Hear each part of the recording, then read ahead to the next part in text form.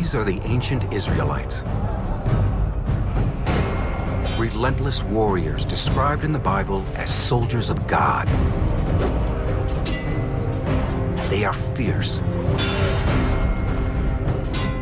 unwavering, and ruthless. Their leader is Joshua, a brilliant military strategist poised to bring the Israelites into the promised land, the land of Canaan. To fulfill this mission, Joshua and his army fight some of the most brutal battles described in the Bible. Perhaps none is more well known than the Battle of Jericho.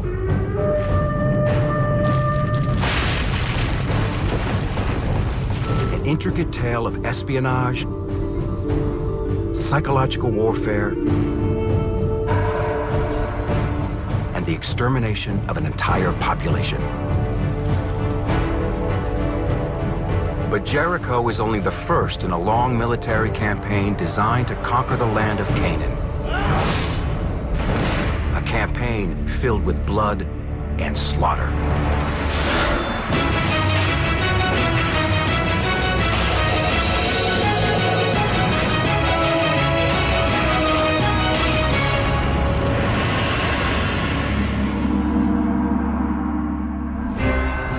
Joshua's military might is first described in the Bible during the Great Exodus campaign out of Egypt in the 14th century BC.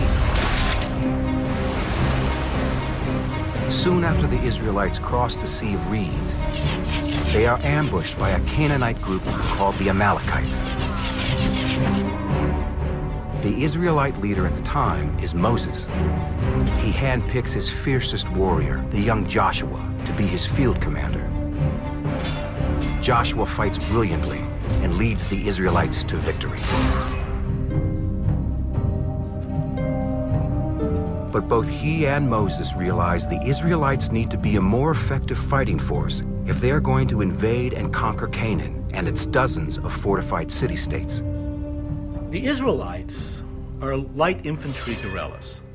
They can't engage the enemy on the open plains.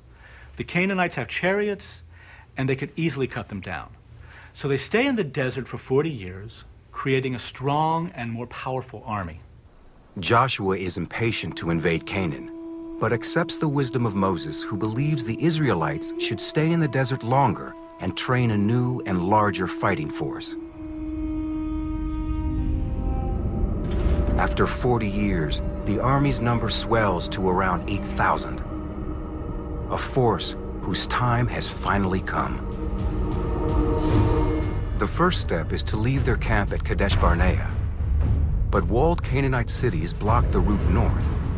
So Moses and Joshua lead some 35,000 men, women, and children south, then east into the Jordan Valley. The Israelites pass peacefully through the land of the Edomites and the Moabites. But soon they encounter an unfriendly tribe who refuse to let them pass, the Ammonites. In this first test of the newly trained Israelite army, Joshua shows he hasn't lost his military prowess and leads his army to victory. The Bible says Moses, Joshua, and the Israelites then attack several other tribes in the Jordan Valley on their way to Canaan. They marched on and went up the road to Bashan, and King Og of Bashan, with all his people, came out to engage them in battle. They defeated him and his sons and all his people until no remnant was left. Why the need for this kind of brutality? And the answer from a military perspective is quite simply. The Israelites have no intention of living in the Jordan Valley. Their intention is to move their army to the border of Canaan, so that the area along the Jordan River becomes a strategic launching point for the future attack on Canaan. One cannot leave significant hostile forces in one's rear. The Bible tells us that Moses dies before ever reaching the Promised Land. And God chooses Joshua to command the Israelites. So far, it's taken 40 years and thousands of deaths to get to where Joshua and the Israelites are. But understanding where Joshua has been gives us a pretty good insight into what's coming next in his story. Because as difficult as it has been so far, the next part of getting to Canaan is going to be even bloodier. Joshua, now solely in charge, develops a strategy to conquer Canaan. He needs to gain control of the mountain chain that runs through the center of the country. Once on that mountain spine, he not only controls all the passes across the country, but he's free from counterattack from Canaanite armies, which are chariot heavy, whereas Israelite armies are essentially light infantry. The Israelite army is perfectly suited for hit-and-run tactics over rugged terrain, and they're going to play to their strength.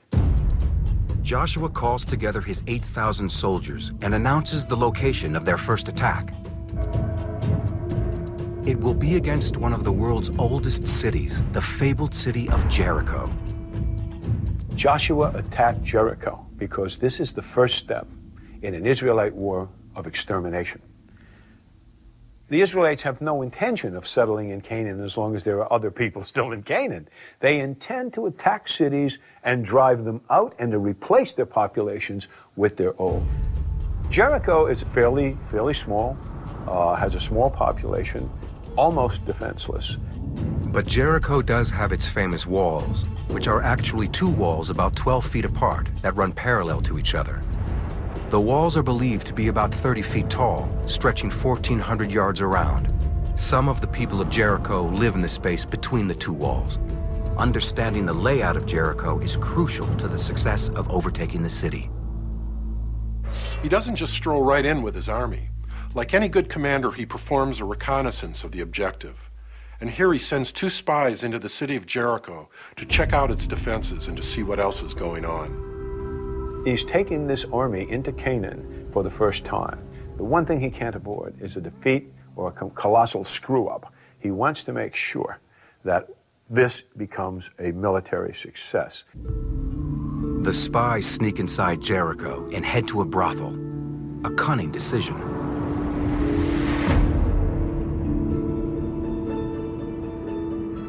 Choice of an inn or house of prostitution is absolutely brilliant. This is a small city. Strangers would immediately be recognized. The only place they could, if not hide, but have a good excuse for being there would be in a house of prostitution.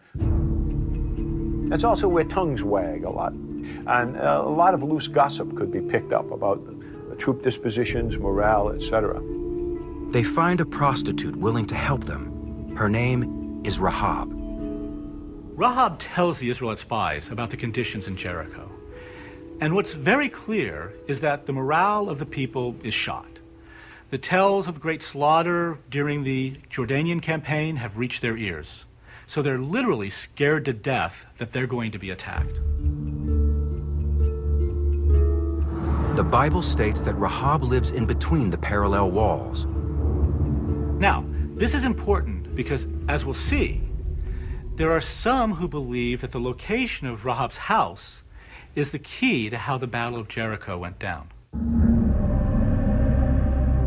It's now dark, and the Israelite spies are prepared to leave Jericho and to return to Joshua with their intelligence report. But their cover is blown. The king of Jericho's intelligence service picks up the fact that the Israelite spies are in the city and track them to Rahab's apartment and go to Rahab and demand she turn over the Israelite spies.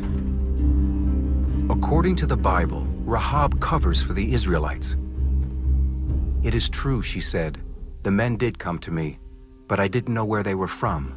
And at dark, when the gate was about to be closed, the men left, and I don't know where the men went. Quick, go after them, for you can overtake them. And apparently, they're happy with his explanation. One assumes they might have done a search, but given Rahab's profession, she was probably pretty persuasive.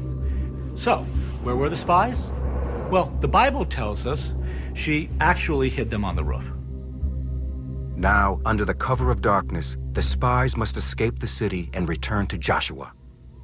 But before they go, they say to Rahab, because you have helped us, when the attack comes to the city, we want you and your family to be spared. So in order that we know that this is your house, take a red cord and tie it to the window and no harm will come to you or your family. Rahab ties the red cord in the window, and the spies slide down the rope on the outside of the wall.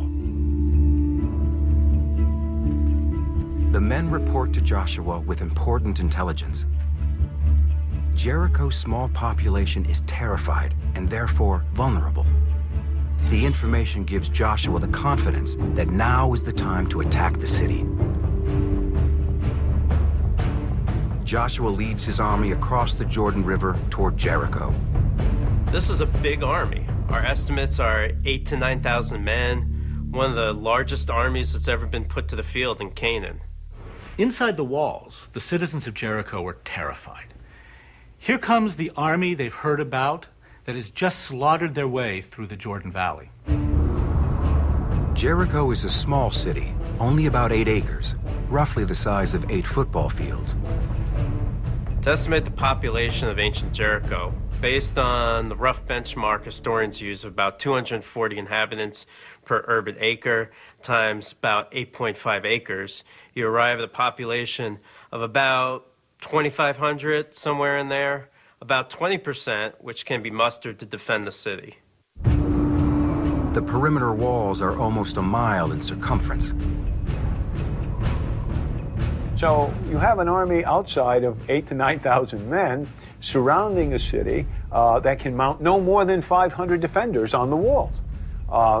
That's about 1 every 3 meters. The Israelite army could encircle Jericho, one with a man 1 meter apart, 6 men deep. But this huge army doesn't attack. For 6 days, Joshua marches his men around Jericho. The biblical description of the plan seems on the face of it absurd.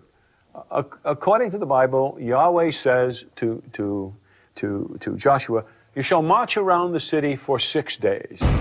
According to the Bible, on the 7th day, the Israelites are supposed to blow their shofars, or battle horns.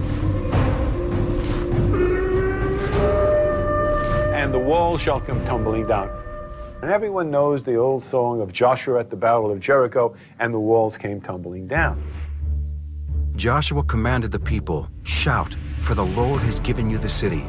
At the sound of the trumpet, when the people gave a loud shout, the wall collapsed, so every man charged straight in, and they took the city. The walls fall down, and Jericho's defenses crumble.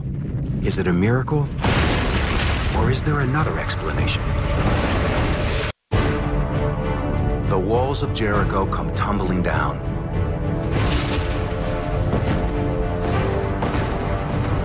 Joshua and the Israelites have their first victory in Canaan. But there's got to be a more pragmatic military explanation, and I think the Bible actually reveals it if you know where to look. And the secret is Rahab the prostitute. Remember how the Israelite spies got out of Rahab's apartment? She let them down on a rope that she had. They also told her to tie a red cord to the windowsill. And the reason for that, ostensibly, was that the Israelite army would know that this was her apartment and no harm would come to her. But once inside the city walls, the Israelite soldiers obviously won't be able to see a marker visible only from the outside. So now you have to ask, what is a red cord signifying hanging from a window 2 or 3 stories up the wall? And I think that's the answer to how the walls came tumbling down. The red cord may be a signal, but if the story is looked at from a military perspective, a completely different motivation becomes apparent. What if the red cord is not there to say, hey, don't attack us? What if it's an invitation up? Who's to say that Rahab doesn't lower the same rope out the window that the spies used to climb down? But now Israelite soldiers are climbing up it. The Israelite army creates the perfect cover for these soldiers by marching around the city perimeter and loudly blowing their battle horns. When the noise was going on, it would have been a simple task to take 8, 10, 12 guys at a time and climb up the rope using the red cord as an indicator of where her apartment was and hide in her apartment or on the roof. For 6 days, 10 men at a time, give or take, at 50, 60 special ops guys are now inside the wall. On the 7th day, the army is still marching around the city. Joshua gives the command, and once again the Israelites blow their horns, one last time. What that noise was probably a signal to the special ops guys. And what they would have done is emerge from hiding quickly and attacked the defenders from the inside, threw open the gate, and the walls came tumbling down. Given that there were so many men outside relative to the number of defenders, they could have easily cleared a section of the wall. This would have made it easy for Israelite soldiers to scale up over the top, and the walls, metaphorically speaking, would have come tumbling down. With the city firmly in Joshua's hands, what he does next has actually horrified people who read the Bible. He puts the entire city to the sword.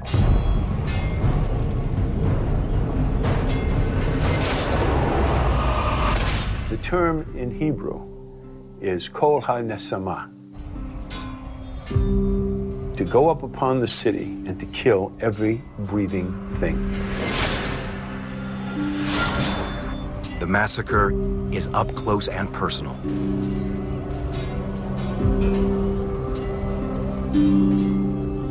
This is a war of extermination.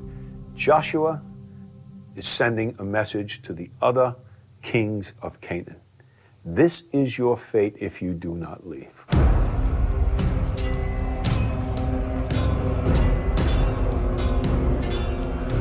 They killed every man, every woman, every child, every goat, every sheep, every jackass, literally every living thing. And then they burn the city. It's a horrible, horrible fate that he visited upon the poor people of Jericho. Joshua is a fine tactician and a fine strategist. But one suspects as well that he's also a God-intoxicated man. He's prepared to visit this horror on a completely innocent population in order to achieve not only military goals, but perhaps to achieve the promise of Yahweh that you shall go upon the land of Canaan and take those cities that I have given you for your inheritance. Well, the price of the inheritance, in human terms anyway, is very high indeed.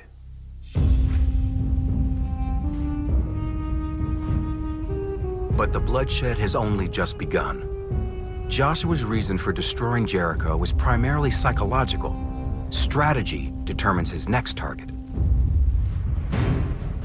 The city of Bethel, about 10 miles north of modern Jerusalem, controls a key pass into the mountains. From here, Joshua can begin to control the central mountain spine of Canaan. Bethel represents one of the few places on the spine where an invading force can grab a foothold. So they need that pass before Joshua can put the rest of his strategy in effect by being able to move onto the spine itself, move in both directions, and neutralize all the Canaanite city-states. Before Joshua's 8,000-man army moves ahead, he sends a small reconnaissance force to Bethel. On their way, they come across an urban ruin called Ai. Ai was a highly fortified town about 1,000 years earlier. But during Joshua's time, it's just a ruin. But the ruin plays an important role in the next phase of Joshua's conquest. Joshua's recon team reports that Bethel and Ai will be easy to defeat. And they give him the advice not to send the whole army up to the ruin because there's not much point to it. Trusting the information, Joshua sends only a small force of about 600 men to Ai. He has no idea that the Bethelite army lies hidden in the ruin. At Ai, Joshua makes one of the few rare mistakes.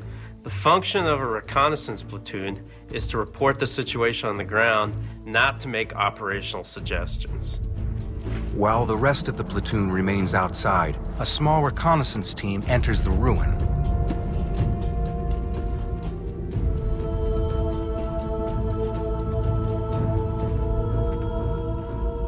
What probably happened is the place looks deserted and they stumble into the ruin and they're ambushed.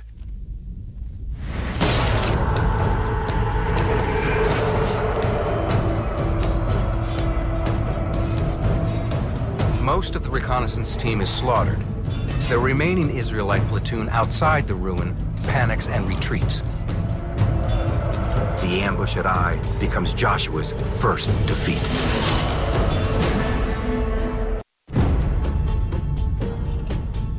Joshua's victory at Jericho is blunted in Ai, where the Israelites suffer their first defeat since they invaded Canaan.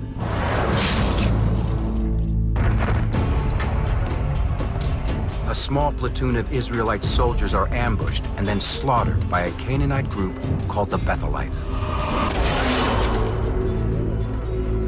Now, it's interesting what Joshua does, or what's going through his mind at this time. He's concerned not so much about the small battlefield defeat, but he's concerned about the effect on the psychology of the Canaanites. He had destroyed the city of Jericho to send a psychological shockwave through the Canaanite city-states, and now his own forces have been defeated. So the Bible tells us he's concerned that he had lost that psychological advantage. And so in order to compensate, he quickly decides to move into the attack. The next morning, Joshua mobilizes his entire 8,000-man army and marches them to Ai. Joshua's march on Ai takes most of the day, and they arrive at dusk. The army maneuvers into a position behind some hills to the east of the urban ruin. Between Joshua's army and Ai is a shallow valley in the shape of a saddle. Joshua sets up the Israelite camp so it's out of view of the Bethelites. After surveying the ruin himself, he understands how his men were ambushed. The ruins of Ai make a chaotic battlefield, 14 acres of rubble enclosed by a collapsed wall. It's a jumble of debris and caved-in buildings, perfect ambush territory. If you looked at the city of Fallujah after the Marine Division got through with it, we look like that. So you can see the tactical advantage is that you can spread your troops, even a small number of troops, in that urban environment where they can take advantage of that rubble. It means that your adversary cannot bring his numbers to bear as he can in the open field. He's got to funnel them down little corridors where they're subject to hand-to-hand combat. Joshua sets a new plan into motion, one that shows off his tactical brilliance. It will be a deception that will draw the Bethelites into committing a military blunder. He immediately sizes up the situation and understands that the army that is in Ai is probably most of the army from Bethel, but not all of it. And so if he decides to attack that ruin, he's going to leave his flank or even his rear open up to a possible relief column moving down the road from Bethel. Instead of attacking the Bethelites in the ruin, Joshua positions some of his troops on the plain in front of the ruin, challenging the Bethelites to fight in the open. But he only lines up about 1,000 of his men. One can imagine the Bethelite commander saying, "This whole Israelite threat has been overblown with the siege of Jericho. This is all they can muster? We can deal with this." But what the Bethelite commander doesn't understand is that Joshua has left several thousand soldiers out of sight in the back of the hills. He's also concealed another special operations force of a few thousand on the other side of Bethel. Convinced that their 2,500-man army can easily beat this small Israelite force they see in front of them, the Bethelites move most of their fighters out of the ruin and onto the plain, thus giving up the tactical advantage of the defense in the ruins where they would have had the advantage of ambush and hand-to-hand combat. The two armies battle on the open plain.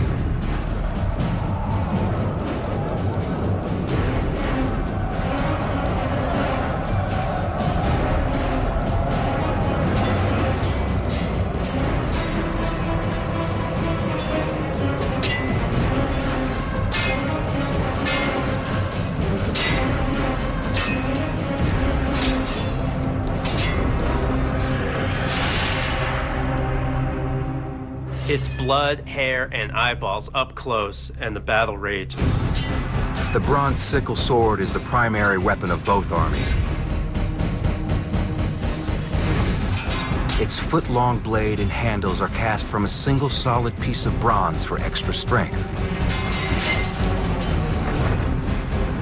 Both also carry 6-foot-long wooden spears. Thrusting weapons are tipped with sharpened bronze. The Israelites also use slings that turn small rocks into deadly projectiles that kill like bullets. Quickly, the battlefield at Ai becomes a death zone. The Israelites, still standing on the battlefield, are overwhelmed and retreat.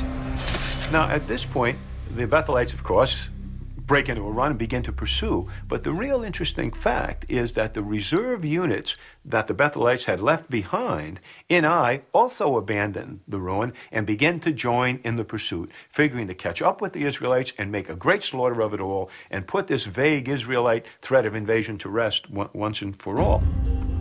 As Joshua reaches the top of the hill, he stops, turns, and flashes his sickle sword in the sun, sending a signal to 1,000 Israelites hidden west of the ruin. As soon as he held out his hand, the ambush came rushing out of their station. Joshua signals the force, and they come out of their hidden position and burn the Bethelite camp in Ai to the ground.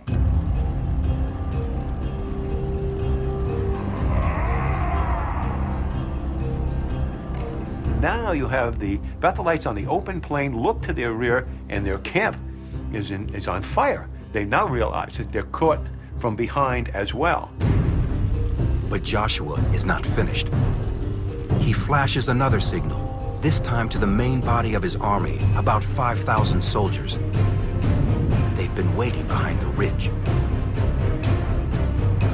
One can only imagine the terror of Bethelite soldiers as suddenly an enormous host of 4,000 to 5,000 men who had been hidden to this time appears over the edge of the saddle and now begins with Joshua's forces, who turn around, join up, and begin to attack downhill.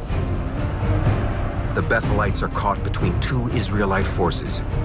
Outnumbered 3 to 1, the Bethelites are trapped and slaughtered.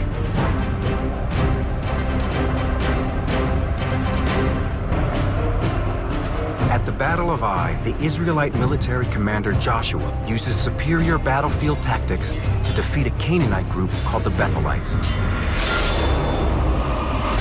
What Joshua does at Ai is he bluffs. He doesn't show his full hand, and he gets his opponent to go all in. And then he takes him for all he's worth. We'll see throughout Joshua's life these indications of a brilliant tactician, of an individual, and strategist, of an individual who has a firm grasp of military reality. The Israelites are experienced warriors who have numbers, and Joshua, a brilliant commander, in their favor. The result is an absolute slaughter. The Bethelites are quickly enveloped, and they're just massacred. Joshua orders the extermination of all of them. And again, you see what Joshua is doing. You know, it's a very cruel story, but he has a dual purpose here. One, again, he wants to regain that psychological edge by striking terror in the remaining Canaanite kings. Secondly, he cannot simply allow the Bethelite forces to remain behind his line of communication. They all have to die, and they all do. And that includes the Bethelite king, who is captured alive. Joshua orders his men to bring the king to the gates of Bethel, where he is hanged. He hung the king on a tree and left him there until evening. With the public execution of the Bethelite king and its army destroyed, the strategic city of Bethel surrenders. Joshua's tactical brilliance really shines at the Battle of Ai. If he had presented his entire army in front of the city, the Bethelites would never have come out and taken him on the open battlefield. They would have clearly seen, they would have been overpowered, and they would have hunkered down inside the city. And then he would have been caught up in this slow battle of attrition, and that's something Joshua couldn't afford. He couldn't afford to lose time or men. So Joshua now has regained the strategic initiative and tactical initiative. He's destroyed Jericho. He's moved his army successfully to grab the opening to the mountain spine, which runs longitudinally in Israel. And he also has a psychological edge reestablished again. Once more, he has struck fear in the hearts of the Canaanite kings, whose kingdoms guard that mountainous ridge that is the prime strategic target of Joshua's military operations. Joshua's next move is diplomatic. He convinces Canaanite tribes in the mountains to join the Israelites as allies. These are tribes that are armed with their own military forces, much like the Israelites are. And they're outside the influence of the Canaanite city-states. This conveys upon him an enormous military advantage. First of all, now, he can move along the spine, at least to the north, without having to deal with these tribes. They're now his allies. Secondly, they make his logistics easier. They too have supply depots. They too have crops and animals that he can draw on. They have no vested interest, of course, in protecting the Canaanite states. So they sign on to Joshua's army as mercenaries. Using population data, we can estimate that Joshua's army at Jericho was about 8,000 men. And while the Bible doesn't tell us how many additional men were added here, it's not unlikely that it was at least 3,000 to 4,000. So now you're looking at a military force with a manpower strength of about 12,000 soldiers. With his strengthened army, Joshua marches to his next target, Gibeon, a walled mountain city that's strategically located. Gibeon controls a key east-west pass and a major north-south trading route. Here is where Joshua cashes in his psychological chips. The word of the slaughter of Jericho and at Ai has reached Gibeon. As the Bible tells us, they were frightened to death. They suggest to Joshua, there's no need for a battle here. We'll become your allies. Joshua's plan is falling into place. He signs a pact with Gibeon and adds their fighting force to the Israelites. Together, they cut off important Canaanite trade routes on the central mountain spine of the country. This is not a situation that the Canaanite kings can tolerate for very long. And so the Jebusite king of Jerusalem, Adonizek, sends a message to the 5 other great kings of the area to come up and join me against Gibeon. And the armies of all 5 kings begin to converge on Gibeon, and they surround it and bring it under siege. The 5 Canaanite kings command a combined force of nearly 15,000 men. They are a powerful army of heavily armored infantry and chariots. Outgunned and surrounded, the Gibeonites send a message to Joshua about the siege. The people of Gibeon thereupon sent this message to Joshua in the camp of Gilgal. Do not fail your servants. Come up quickly and aid us and deliver us, for all the Amorite kings of the hill country have gathered against us. Joshua honors the pact. It's only been 2 months since the Battle of Ai, but the Israelite military machine is on the move again. They begin an 18-mile night march across some of the most rugged terrain in all of Canaan. Going from Gilgal to Gibeon, you climb 1,500 feet in altitude. And you're talking about moving a large amount of people, upwards of 12,000, through very rocky terrain, and doing it all with command and control in order to bring that force into position where it can strike and do so by achieving tactical surprise. At some point in the middle of the night, the Israelites reach the east side of Gibeon.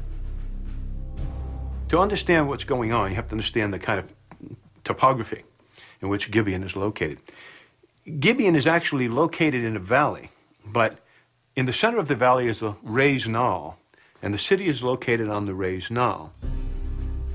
The combined Canaanite armies surround Gibeon in the valley below. Joshua's army arrives behind the hills outside of Gibeon at about 3 o'clock in the morning. They're exhausted from the march. They're hungry, they're thirsty. But They can't have fires to warm themselves. They can't have fires to cook. They can't even make a lot of noise. And the reason is they're essentially at the final coordination line before going into the attack. Joshua designs a clever new battle plan that combines the element of surprise with a precise timing for his attack. Any noise, any mistake, any braying of a donkey, certainly any firewood, would give away their position and completely squander the advantage of tactical surprise that Joshua has worked so hard to bring about. Many historians believe that Joshua waits until the break of dawn to launch his attack. The Bible says that Joshua prayed to the Lord to make the sun stand still. Joshua said to the Lord in the presence of Israel, "O sun, stand still over Gibeon. O moon, over the valley of Ilon." So the sun stood still and the moon stopped. There has never been a day like it before or since, a day when the Lord listened to a man.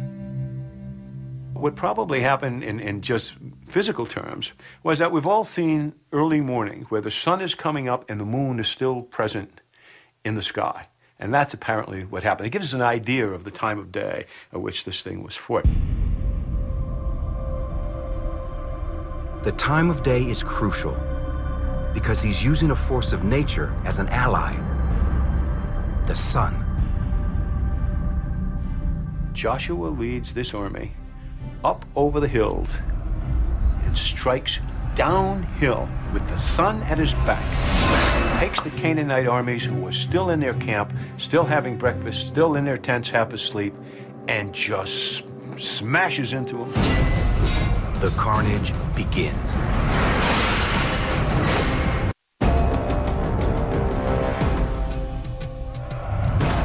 Sunrise.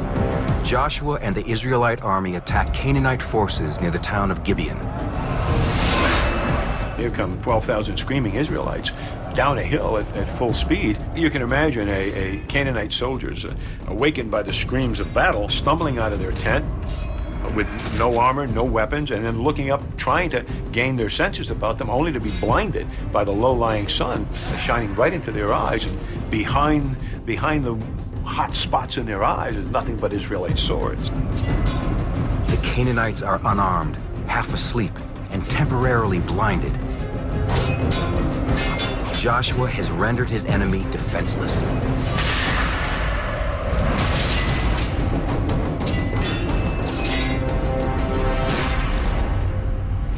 We see again his knowledge of terrain and tactics. Joshua, the hills surround all of Gibeon. He could have put this army anywhere. He put it in a position so that when the sun rose in the morning, it would be at his back.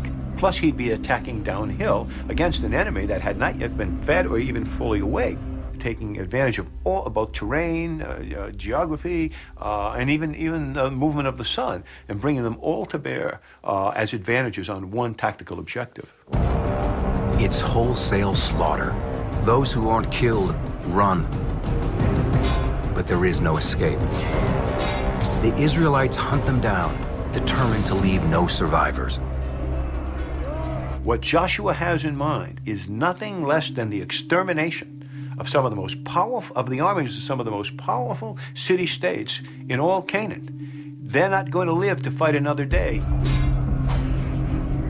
They keep chasing and pursuing the Canaanites who are fleeing in all directions until sunset. Then they rest that evening, get up at the crack of dawn again, and continue the pursuit.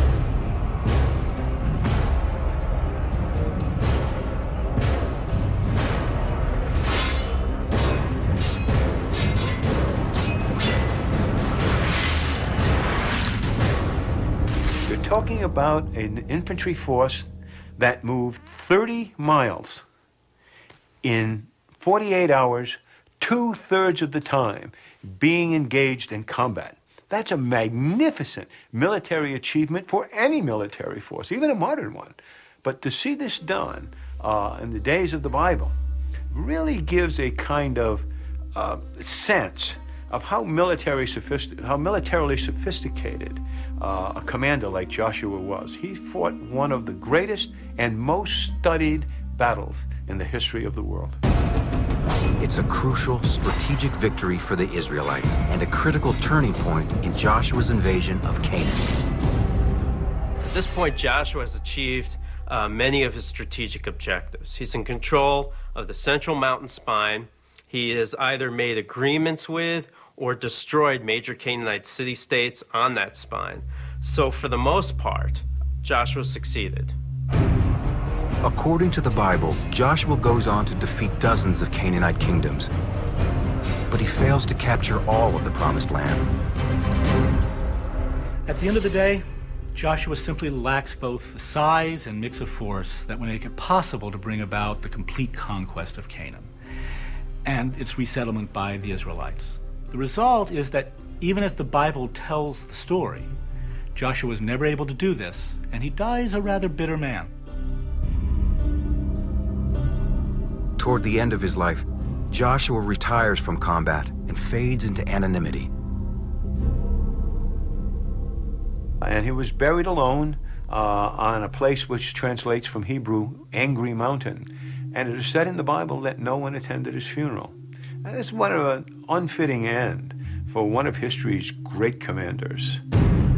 More than 300 years later, Joshua's bloody conquest of the Promised Land, and particularly the Battle of Jericho, remain one of the Bible's most popular tales. There's a certain mythology about Jericho. It has all the elements of a great thriller. There's spies, psychological warfare, there's strategy, suspense, and of course violence. It stays with you. The story of Jericho has been burned into the human consciousness. When you think about the wholesale slaughter of civilian population, presumably with God's blessing, it raises some deep questions about what that says about the Bible.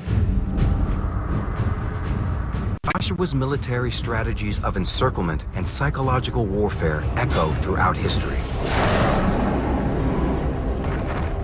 In April 1975, the army of communist North Vietnam, under the command of the famous general Nguyen Giap, was closing in from all sides on the South Vietnamese capital of Saigon.